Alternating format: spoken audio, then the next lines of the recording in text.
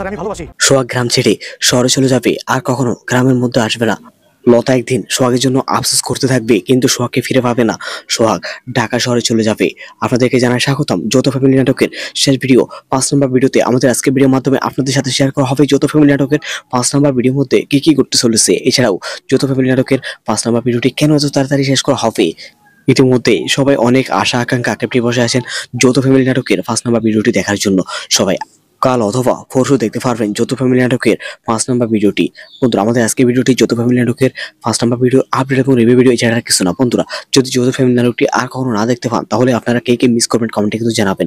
আপনাদের মূল্যবান কমেন্টের অপেক্ষায় থাকলাম। বন্ধুরা, খুব শীঘ্র দেখা যাবে আগামী ভিডিওতে সোহাগ দুঃখ ভরা কষ্ট নিয়ে এবং মিথ্যা অপবাদ নিয়ে ঢাকা শহরে চলে যাবে, আর কখনো গ্রামের মধ্যে আসবে না, আর কখনো এই গ্রামে আসবে না।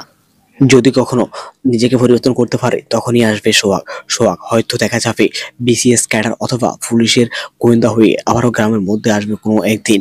আগামী ভিডিওটি সেরা একটি ভিডিও হতে যাচ্ছে এবং কষ্ট ভরা মন নিয়ে দেখতে হবে যৌথ ফ্যামিলি নাটকের 5 নম্বর ভিডিওটি।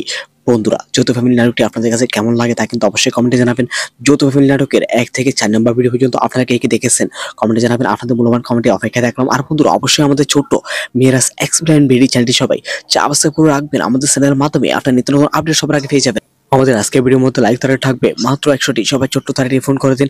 আমাদের আজকের ভিডিও আপনি কোন জায়গা থেকে দেখতেছেন তা কিন্তু কমেন্টে জানাবেন। আর আপনারা কে কে নিজে থাকুন নিজে মনের নাটকটি দেখেন, কে কে দেখার জন্য অপেক্ষায় আছেন বা